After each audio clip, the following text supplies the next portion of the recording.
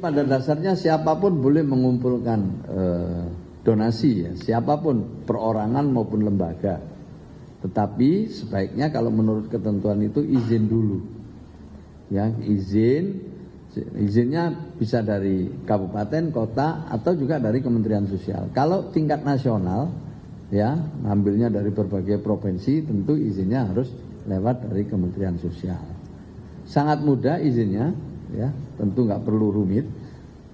Yang paling penting nanti kalau sudah mendapatkan sumbangan itu dilaporkan. Kalau misalnya 500 juta ke bawah itu cukup audit intern. Tapi laporannya harus diserahkan ke Kementerian Sosial. Kalau di atas 500 juta ya harus menggunakan auditor. Ya, harus harus bekerja sama dengan auditor yang bersertifikat. Pemerintah mengingatkan soal izin dalam penggalangan dana untuk korban bencana. Kita akan bahas langsung bersama dengan Menteri Sosial Saifullah Yusuf dan Muhammad Rizal Ramadan atau Rama, seorang influencer yang ikut menggalang dana untuk membantu korban bencana di Sumatera. Assalamualaikum warahmatullahi wabarakatuh. Selamat malam Pak Menteri, Mas Rama.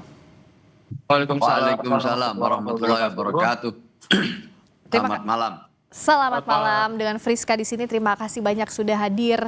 Saya ke Rama dulu. Rama, boleh diceritakan waktu menggalang dana untuk bencana Sumatera itu dengan siapa saja yang tergabung, Rama? Lalu juga bagaimana mekanismenya? Nah, untuk dari kita sendiri sebenarnya kita itu tidak menggalang dana secara opsial ya, tapi kita itu seperti titip donasi gitu. Jadi kita itu tidak menggalang dana, akan tetapi kita kayak misalnya ada teman-teman ketika kita turun di suatu tempat, ada teman-teman yang pengen menitipkan sumbangsi mereka untuk daerah tersebut, kita siap untuk mendistribusikan apa yang mereka titipkan kepada kita, seperti itu, Mbak. Proses pendataannya seperti apa, Mas Rama? Kan ada donasi yang dititipkan, itu berupa barang? Untuk donasi sendiri itu ada yang menitipkan berupa barang, ada juga berupa tunai gitu, seperti itu, Mbak. Oke, berapa totalnya kemarin yang dikumpulkan? Untuk totalnya itu kita itu setiap hari membelanjakan ya, Mbak. Untuk kita sendiri, untuk dari sahabat Rama Peduli sendiri, kita itu selalu ada yang namanya dapur umum. Okay. Dapur umum itu kita mendistribusikan ada sekitar ribuan porsi makanan untuk korban-korban bencana alam yang saat ini terjadi. Oh, kalau Rama lapor atau izinkah ke pemerintah atau seperti apa proses nanti penggunaan dananya? Oke, selama ini yang kita lakukan adalah kita aksi cepat tanggap. Jadi ketika kita turun di suatu tempat, kita mapping dulu nih. Kita turun, mapping, baru kita suarakan di media sosial. Contohnya nih, ketika Rama datang ke Sumatera kemarin dari Jakarta, Rama mapping dulu, tidak ada yang namanya open donasi apapun itu. Jadi kita benar-benar pure datang untuk memberikan sumbangsi kita. Setelah kita ada di lokasi, kita melihat nih apa yang dibutuhkan oleh masyarakat, lalu kita memberitahukan kepada teman-teman kita di media sosial bahwa kita sudah ada di lokasi, situasi kondisi di lokasi seperti apa. Jika ada teman-teman yang ingin memberikan sumbangsinya kepada mereka, kita siap menjadi perantara istilahnya. Oke, jadi perantara untuk memberikan bantuan. Saya ke Pak Menteri, saya mau klarifikasi langsung ke Pak Menteri. Jadi maksudnya yang dikatakan sebaiknya izin itu seperti apa, Pak Menteri? Ya, pertama-tama kami apresiasi lah ya, Mas Rama, yang telah mencoba berbuat baik kepada warga yang memang membutuhkan bantuan kita. Itu kita apresiasi dan kita berikan rasa hormat. Ya. Yang kedua, membantu dalam suasana bencana sangat dibolehkan. Itu dulu, sangat boleh, bukan dilarang, boleh. Memang ada ketentuan, tetapi dalam saat bencana boleh, yang penting dikumpulkan dulu, ya, dibagi, disumbangkan, terutama kepada mereka yang memang sangat membutuhkan bantuan cepat. Itu diperbolehkan. Ini perlu saya sampaikan di depan. Diperbolehkan, dikumpulkan lalu dibagi boleh. Nah, berikutnya yang kedua, jadi itu sudah jelas ya, boleh ya. Tetapi setiap pengumpulan dana dari masyarakat itu memang ketentuannya harus dipertanggungjawabkan. Jadi dipertanggungjawabkan oleh pihak yang mengumpulkan dana. Ya. Dalam aturan yang ada itu seharusnya ya diawali dengan mengajukan perizinan melalui yayasan ya atau melalui lembaga-lembaga yang berbadan hukum. Oke. Tidak repot daftarnya, cukup lewat online, tetapi harus mendapatkan rekomendasi dari dinas sosial setempat. Kira-kira begitulah ya. Ya. Nah, nanti kalau sudah terkumpul, kan tahu itu kita untuk apa dan cara penggunaannya seperti apa, dibagikan kepada siapa. Kalau memperoleh pengumpulan dana sampai misalnya 500 juta ke bawah, pelaporannya cukup dengan audit intern. Tapi kalau di atas 500 juta, itu harus menggunakan akuntan publik. Ini semua untuk apa? Untuk supaya ada semacam pertanggungjawaban secara bersama-sama ya oleh kita semua dan kita tahu apa yang sudah dikerjakan. Untuk masyarakat tentu makin senang dia karena uang yang dibagikan, uang yang disumbangkan itu dipergunakan dengan baik dan diterima kepada mereka yang berhak. Sementara untuk Mas Rama ya atau ada namanya itu sahabat Rama dan lain sebagainya makin kredibel sehingga Mas Rama dan teman-teman makin dipercaya oleh publik karena seluruh penggunaannya itu bisa dilaporkan dengan baik. Bagi kami yang di pemerintah kita tahu bahwa ada masyarakat yang sudah dibantu, ada penerima manfaat yang kita memiliki datanya baik by name maupun by address-nya. Nah dengan begitu ini menjadi sumber data juga untuk ketika pemerintah atau pihak lain membagikan bantuan-bantuan berikutnya. Jadi sesungguhnya ini adalah memang menjadi bagian dari ketentuan kita di mana setiap pengumpulan uang dan barang itu harus melalui proses perizinan.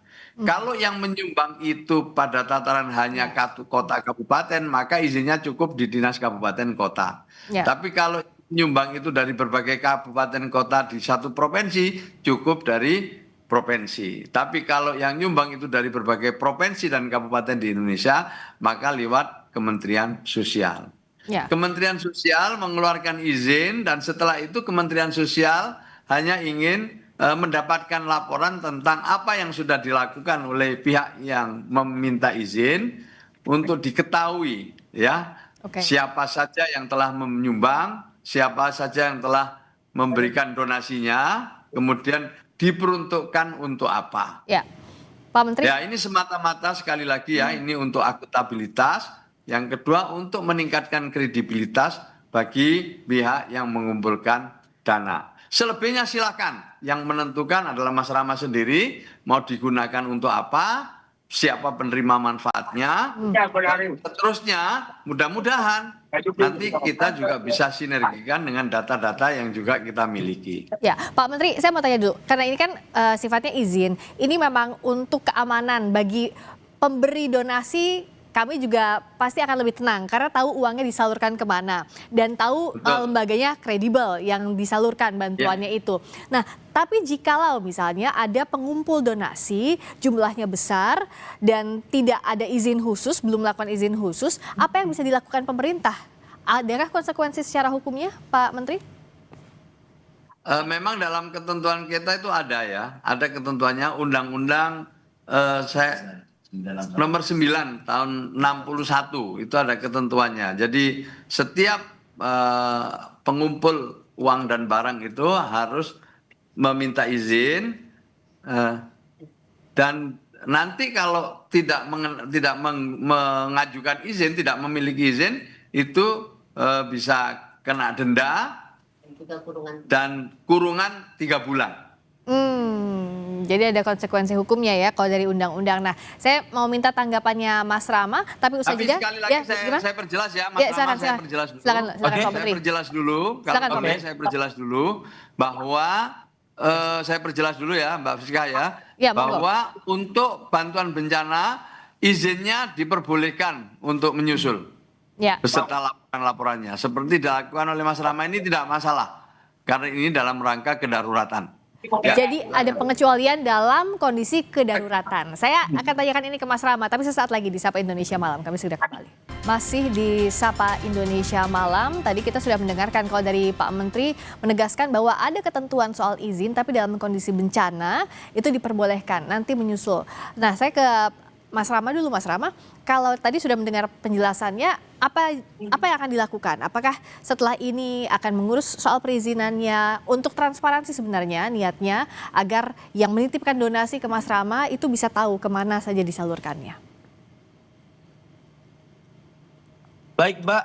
Sebelumnya saya ucapkan terima kasih untuk Bapak Kemensos kita yang sudah memberikan apresiasinya kepada saya dan teman-teman yang sudah melakukan aksi di lapangan gitu.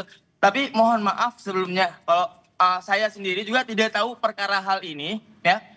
Untuk perkara perizinan ini mungkin kedepannya kita bisa mengikuti regulasi untuk hal perizinan. Tetapi perlu diketahui adalah kita ini adalah relawan mandiri. Di mana relawan mandiri itu adalah kita itu bersinergi benar-benar ketika ada sesuatu yang terjadi kita langsung jalan, kita langsung melakukan apa yang bisa kita lakukan seperti itu. Ya. Nah, untuk ini Pak Menteri bisa membantu. Kan namanya izin, seringkali dianggapnya ribet begitu Pak. Nah, prosesnya seperti apa untuk relawan mandiri, seperti apa biar bisa dibantu juga dalam prosesnya Pak Menteri? Ya, pertama sekali lagi saya memberikan rasa hormat ya. Jadi kepeduliannya ini diwujudkan dalam aksi nyata, aksi konkret.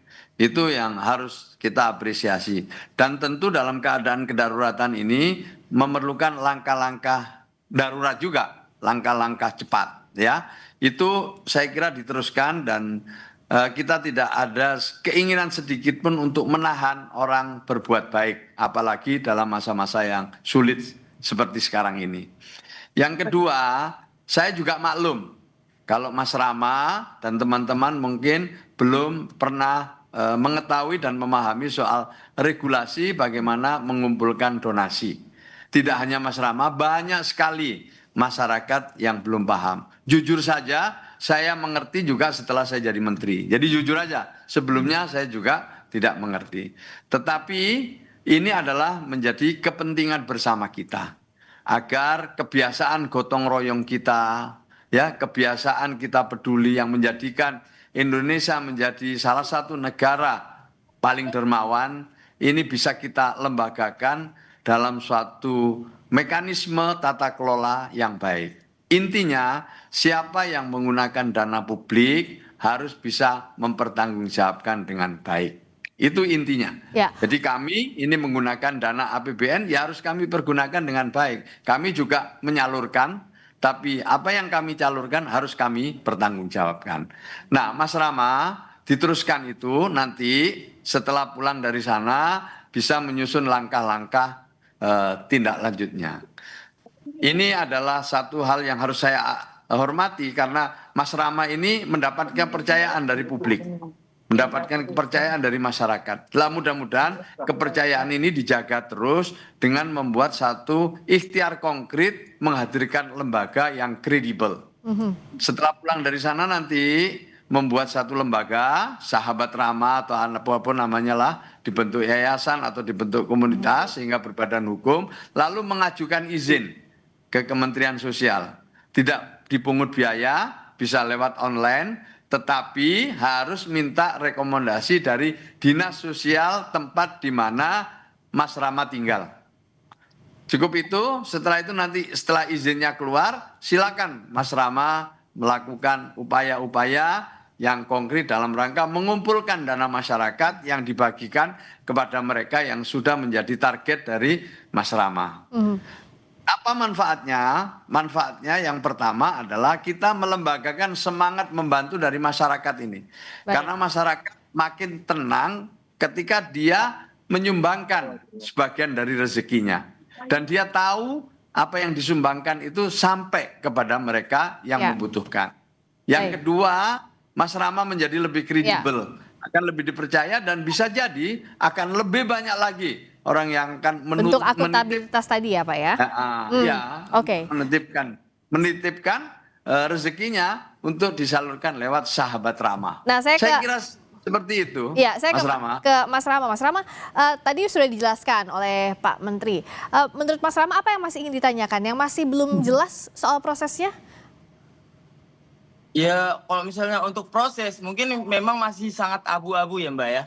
Akan tetapi untuk kredibilitas kita sendiri, kita selama ini melakukan aksi dan itu langsung dibuktikan dengan dokumentasi yang kita berikan di saat itu juga.